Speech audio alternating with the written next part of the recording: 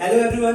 तो आज हमारा टॉपिक है, चैप्टर हम लोग स्टार्ट नहीं कर रहे हैं, हम लोग इंट्रो पढ़ने वाले हैं कि ट्वेल्थ में हमें पढ़ना है केमिस्ट्री, लेकिन पढ़ना है तो क्या पढ़ना है। तुम्हें पता है कि सिलेबस कुछ चेंज भी हुआ है, जो स्टेट बोर्ड में हो उन्हें पता है कि न्यू बुक आ चुके हैं, उनके सिलेबस कुछ चेंज हुए हैं, तो वो भी अपन डिस्कशन कर लेंगे। साथ में जो एनसीईआरटी फॉलो करते हैं बच्चों ट्वेल्थ के, उन्हें क्या फॉलो करना है उनके बारे में भी डिस्कशन करेंगे हम लोग। और जो स्टेट बोर्ड में है, वो स्टेट बोर्ड में क्या टॉपिक चेंज आया है वो भी डिस्कशन करेंगे। ठीक है, तो हमें पढ़ना क्या है केमिस्ट्री में ये स्टार्ट करेंगे, किस टॉपिक पे वेटेज ज्यादा देना है, किस टॉपिक पे वेटेज कम देना है। एज सच ऐसे सेम है, तुम्हें सेम वेटेज देना है सबको, लेकिन फिर भी अगर तुम्हारे पास टाइम नहीं है बच्चों, तो क्या टॉपिक तुम पढ़ना चाहोगे for twelfth point of view, और फॉर नीट के लिए आपको कैसे प्रिपेयर करना है या जेई के लिए कैसे प्रिपेयर करना है, वो अपन टॉपिक डिस्कशन करेंगे। ठीक है, तो अब स्टार्ट करें। ट्वेल्थ इंट्रोडक्शन, सब लोग को पता है कि 11th हो ही गया, सबका कंप्लीट हो गया 11th। तुम लोगों को यह भी पता है कि 11th में कुछ पढ़ा नहीं है, किसी बहुत सारे बच्चे ऐसे होंगे जिनको पता होगा कि 11th में कुछ नहीं पढ़ा। अरे कुछ तो ऐसे ही टाइम पास किया 11th में, कुछ बच्चे ने कुछ पढ़ा, लेकिन अच्छे अच्छे से स्टार्टिंग में फ्लो चल रहा था, पढ़ रहे थे, लेकिन बाद में जाके 2-3 महीने कुछ नहीं पढ़ा, छूट गया सब कुछ। तो जो पहले का पढ़ा है वो भी गया। कुछ बच्चे ऐसे जो स्टार्टिंग में तो आराम से थे, सारे कुछ नहीं होता, 10th पास कर लिया, अभी 11th में आराम से मस्ती करेंगे, फिर जैन फेब से पढ़ना स्टार्ट किया, तो उनका कुछ कुछ टॉपिक कवर हुआ होगा। कुछ बच्चे स्टार्टिंग में पढ़े, कुछ बच्चे बाद में पढ़े, कुछ बच्चे कंसिस्टेंटली पढ़े 11th में। ठीक है, और कुछ ऐसे भी हैं मुझे पता चला जिन्होंने कुछ नहीं पढ़ा 11th में, तो उनको क्या क्या करना है। तो पहली बात ये, नहीं पढ़ा कोई बात नहीं, नहीं पढ़ा है बच्चों तो कोई बात नहीं, आप 12th स्टार्ट करो। जो रिलेटेड टॉपिक है 12th में, जो मैं ऐसा बोल रहा हूं कि 12th में नहीं, अरे बहुत सारे बच्चों का भी कंफ्यूजन क्या है बच्चों, पता है तुम्हें कि अरे यार अब तो 11th में कुछ पढ़ा नहीं, 12th का कुछ टॉपिक समझ में नहीं आएगा। बहुत सारे बच्चों ने ऐसा बोला, ऐसा कुछ नहीं है, आपको 12th में समझ में आएगा। जिस टॉपिक से पार्ट आपको समझ में नहीं आएगा बच्चों, वो आपको बताया जाएगा, 11th से रिलेटेड वो वाला पार्ट बताया जाएगा। ठीक है, जिनका 11th से कनेक्शन होगा। ओके, तो ऐसा कुछ नहीं सोचना है, सबको स्टार्ट कर देना है 12th के लिए पढ़ाई, 12th के लिए पढ़ाई स्टार्ट कर देना है, 11th में फंसना नहीं है।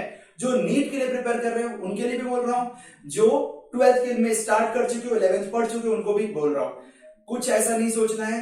12th फर्स्ट आपको 0 से स्टार्ट करना है 12th वाला पार्ट। ठीक है, तो कैसे स्टार्ट करोगे? सबसे पहले सबको पता है ये कि अपने पास जो और केमिस्ट्री है बच्चों, वो 3 पार्ट है। केमिस्ट्री जो है हमारे पास, वो उसे 3 पार्ट में डिवाइड किया गया है। एक फिजिकल केमिस्ट्री हमारे पास, फिजिकल केमिस्ट्री है। दूसरा हमारे पास ऑर्गेनिक केमिस्ट्री है, और तीसरा हमारे पास इनऑर्गेनिक केमिस्ट्री है।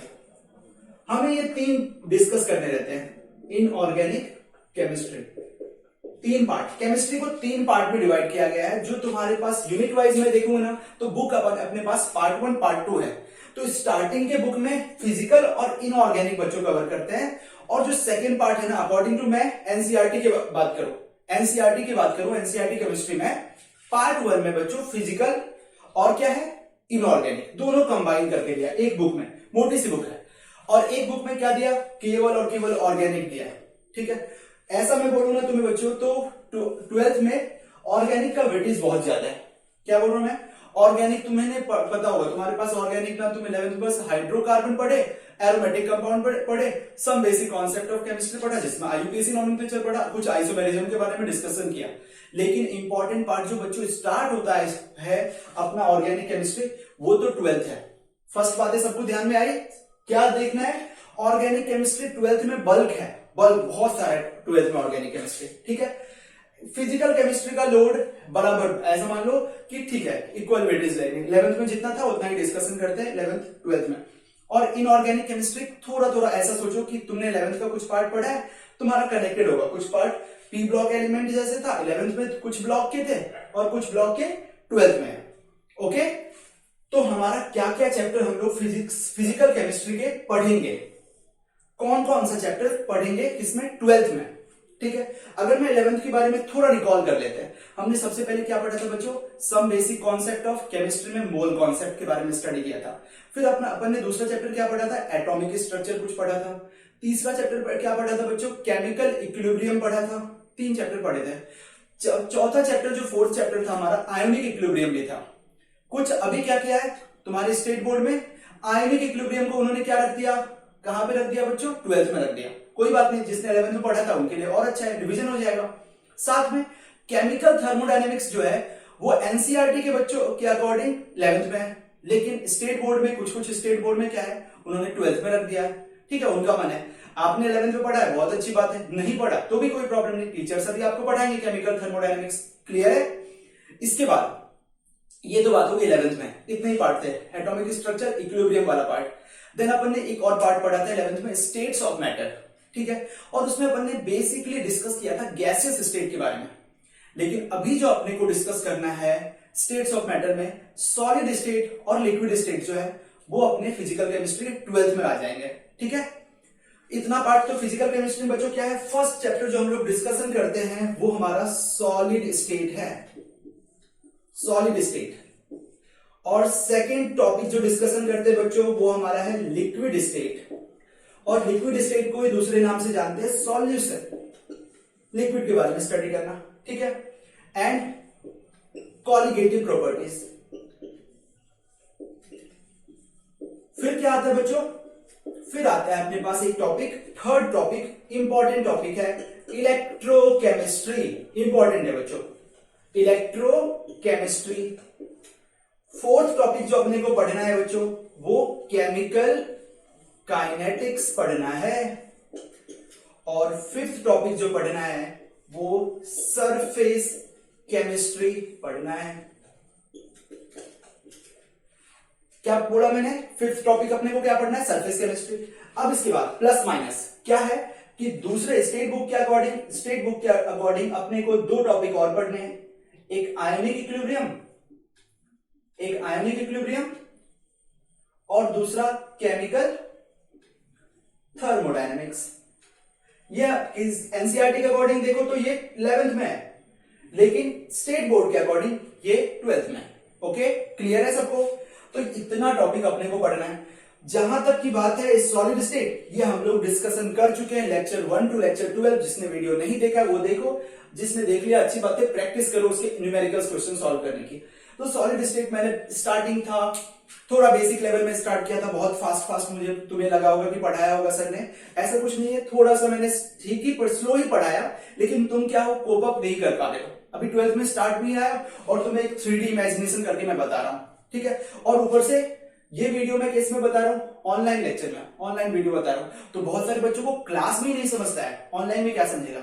ठीक है, वहां पे 2 वे कम्युनिकेशन होना चाहिए सॉलिड स्टेट में, मुझे ऐसा लगता है। ठीक है, तो अपन देखेंगे जो भी अगर किसी को कुछ डाउट होगा तो वो क्लियर करेंगे।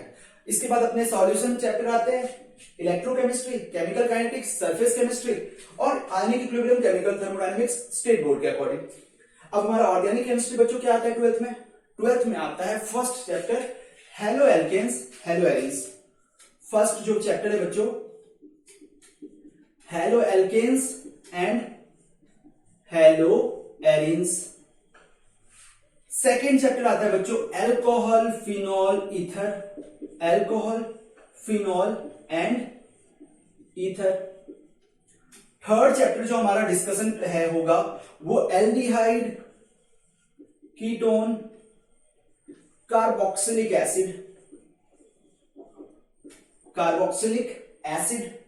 Aldehyde, ketone and carboxylic acid.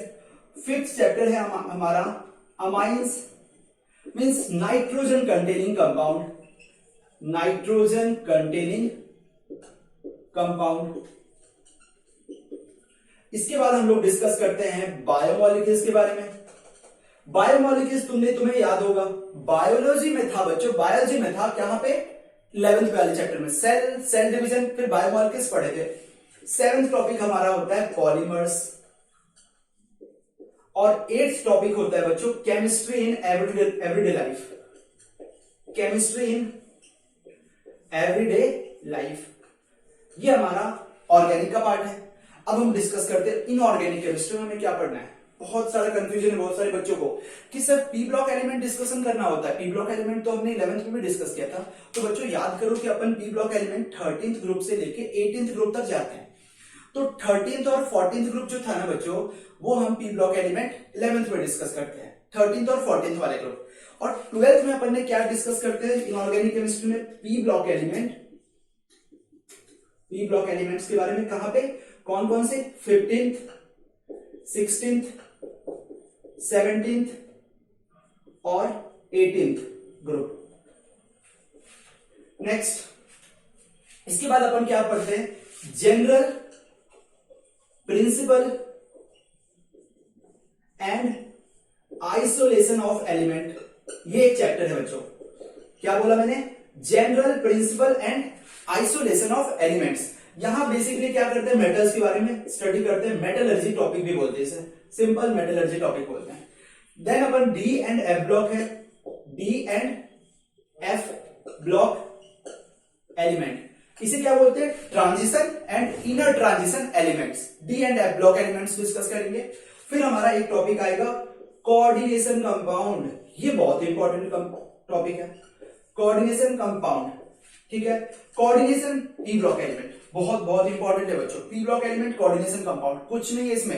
P block अगर आ गया अच्छे से तुम्हें तो कोऑर्डिनेशन कंपाउंड आ जाएगा। सॉरी, पी ब्लॉक अगर केमिकल बॉन्डिंग तुम्हें आ गया 11th वाला पार्ट तो तुम्हारा पी ब्लॉक एलिमेंट अच्छे से आ जाएगा। और कोऑर्डिनेशन तो अलग ही है, अपने को अच्छे से डिस्कस करना होता है। तो ये बेसिकली क्या था, फिजिकल, ऑर्गेनिक, इनऑर्गेनिक, इतना कुछ हमें डिस्कशन करना है। अब मैं तुम्हें ये बता रहा हूं, इंपॉर्टेंट पॉइंट यहां से स्टार्ट होता है बच्चों। मैं क्या बोल रहा हूं कि हमें जो केमिस्ट्री पढ़ना है 12th में, तो बहुत सारे बच्चों को क्या था, फोबिया था, 11th में कुछ नहीं पढ़ा, क्या करोगे। अपने पास अभी बहुत सारा टाइम है, ऐसा किसी को भी नहीं सोचना। कॉलेज भी चल रहा है, फर्स्ट कॉलेज किसी का नहीं भी स्टार्ट हुआ है, तो यानी तुम्हारे पास पूरा दिन है पढ़ने के लिए। सेकंड पॉइंट, तुमने 11th का पार्ट नहीं पढ़ा है तो तुम कौन कौन सा टॉपिक पढ़ना चाहोगे जिससे तुम्हारा 12th वाला पार्ट अच्छे से हो जाए, कोई प्रॉब्लम ना आए। तो मैं इसके लिए, फिजिकल केमिस्ट्री के लिए मैं तुम्हें एक पॉइंट बोलूंगा, आप मोल कॉन्सेप्ट के बारे में अच्छे से जान लें।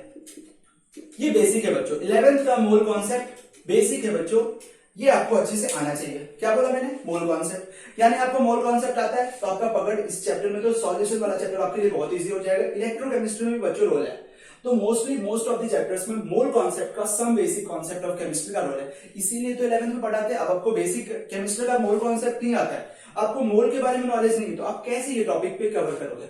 ठीक है, तो ट्राई करना कि 11th में बस एक टॉपिक पढ़ने का, मोल कॉन्सेप्ट, और आपके पास बहुत टाइम मिले तो आप स्टेट्स ऑफ मैटर के बारे में थोड़ा सा डिस्कस कर सकते हो कि मैटर्स के स्टेट कैसे होते हैं, सॉलिड स्टेट क्या होता है, लिक्विड स्टेट क्या होता है, गैसियस स्टेट में डिफरेंस क्या होता है। ऐसे सॉलिड स्टेट में पढ़ते हैं वो सब, सॉलिड स्टेट के बारे में पढ़ते हैं, लिक्विड स्टेट में लिक्विड वाला कंपाउंड पढ़ते हैं। अब ऑर्गेनिक केमिस्ट्री में यहां बहुत कंफ्यूजन होता है बच्चों कि भाई ऑर्गेनिक केमिस्ट्री में तो नेम ही नहीं आता है अपने को, क्या करेंगे। आईयूपीएसी नॉमेनक्लेचर उस टाइम में तो सर ने कुछ बताया था, क्या क्या रूल क्या क्या बता दिया था, कुछ पता नहीं चला था। तब बोल रहे थे बाद में देख लेंगे, बाद में देख लेंगे। एक कंपाउंड आ जाता है बड़ा सा, उसका नेम पूछते हैं, क्या आ ही नहीं रहा है। अगर तुम्हें कंपाउंड का नेम नहीं आ रहा है तो क्या, याद करो तुमने 11th में कुछ फंक्शनल ग्रुप के बारे में स्टडी किया था बच्चों। मैंने बस क्या किया है, कुछ काम नहीं किया है 12th में। 12th में उस फंक्शनल ग्रुप को प्रिपेयर कैसे करते हैं, कौन सा कंपाउंड किससे बनाएंगे, किस कंपाउंड से क्या प्रिपेयर करेंगे, बस वही देखेंगे। तो जो भी फंक्शनल ग्रुप है ना, उसे डिटेल में स्टडी कर रहे हैं 12th में। ओके, तो आप बोलोगे ऑर्गेनिक केमिस्ट्री सर कैसे डिस्कस करें, तो ऑर्गेनिक केमिस्ट्री में भी आपको आईयूपीएसी बच्चों आना चाहिए, नॉमेनक्लेचर आना चाहिए सबको। सेकेंड पार्ट, आपको थोड़ा सा नॉलेज रिएक्शन मैकेनिज्म का होना चाहिए। रिएक्शन मैकेनिज्म का मतलब बच्चों क्या है, आपको इंडक्टिव इफेक्ट क्या होता है ये पता होना चाहिए, आपको रेजोनेंस क्या होता है बच्चों ये पता होना चाहिए। अगर आपको ये सब पता नहीं है तो फिर आपको प्रॉब्लम होगी ऑर्गेनिक केमिस्ट्री में। आईयूपीएसी नॉमेनक्लेचर और क्या बोला मैंने, रिएक्शन मैकेनिज्म, ये दो टॉपिक आपको 11th से थोड़ा सा देखना होगा। ठीक है, नहीं देखोगे कोई दिक्कत नहीं। अगर मैं पढ़ाऊंगा ऑर्गेनिक केमिस्ट्री तो मैं तुम्हें डिटेल में बताऊंगा, स्टार्टिंग से जीरो से स्टार्ट करूंगा, सब कुछ बताऊंगा। ओके, अब अपना स्टार्ट होता है इनऑर्गेनिक।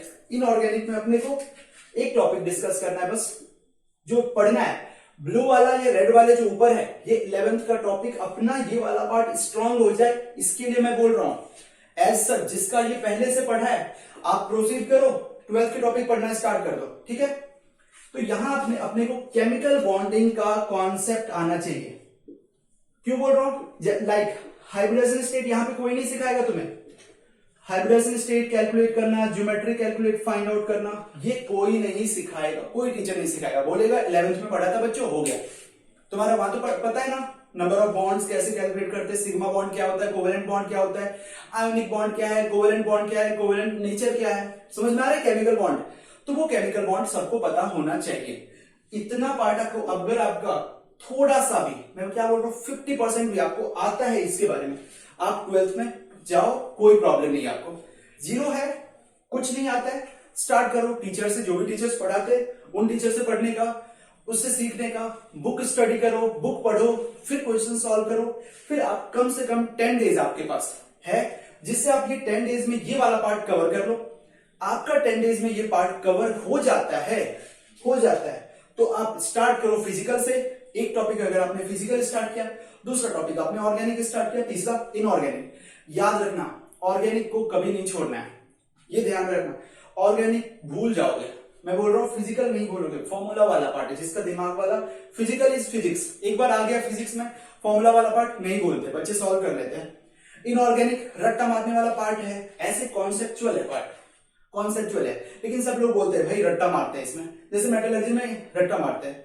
लेकिन पी ब्लॉक एलिमेंट में रिएक्शन सब रट्टा मारने वाले बच्चों है नहीं, सब रिएक्शन कॉन्सेप्चुअल है। कैसे होता है, क्या होता है, क्यों ऐसा रिएक्शन होता है, ये इंपॉर्टेंट है। ऑर्गेनिक में भी ऐसा ही है, सारे रिएक्शन इसमें कॉन्सेप्ट में है, कोई सा भी रटने वाला पार्ट नहीं है, बहुत कम रटने वाले, सबने बना दिया, ऐसा डिफिकल्ट बना दिया ऑर्गेनिक केमिस्ट्री को। अरे भाई बहुत कुछ रिएक्शन याद करने होते हैं, इसमें ये करना होता है, उसमें वो करना होता है, बहुत कुछ याद करना होता है। याद करना कुछ भी नहीं है, बस तुम्हें कॉन्सेप्ट लगाना है, वो कॉन्सेप्ट अप्लाई करना सीख जाओगे, तुम्हें कुछ भी याद नहीं करना होगा। तुम्हें अपने लैंग्वेज में तुम सारे आंसर फ्रेम करके आंसर लिख सकते हो 12th में। ओके, जो बता रहा हूं सबको समझ में आ रही है? स्टार्ट करोगे, किसी को डरना नहीं है। 12th में कुछ नहीं पढ़ा, स्टार्ट करो, आज से स्टार्ट करो पढ़ना, लेकिन कुछ पढ़ाई करना स्टार्ट करो, कुछ तो पढ़ो। समझ में आ रहा है क्या? तुम स्टार्टिंग वाला 11th का ये पार्ट स्टार्ट करो, 10 डेज में कंप्लीट हो जाना चाहिए। फिर आप स्टार्ट ये रखो अपना मोटो कि आपने 1 जून से या 5 जून से आपको 12th स्टार्ट कर देना है, किसी भी तरीके से आप 12th स्टार्ट करोगे। ओके, ठीक है, समझ में आया क्या? प्रॉब्लम और कुछ है? कोई सा भी प्रॉब्लम है पूछ सकते हो। मैं चैप्टर वाइज अगर ऐसा बोलूं कि ये ना कनेक्टेड टॉपिक है, यहां से यहां तक कनेक्टेड टॉपिक है, क्वेश्चंस इससे पार्ट से 50% या ऐसा बोलो 55% 12th से आते हैं। नीट में बोला जाए 55% 12th से आते हैं, और जो 45% बच्चे होता है वो 11th वाला पार्ट होता है। 11th का कम है, ठीक है। केमिस्ट्री में नीट में 12th पार्ट बहुत इंपॉर्टेंट है। ओके, ठीक है, चलो अच्छे से पढ़ो। Thank you.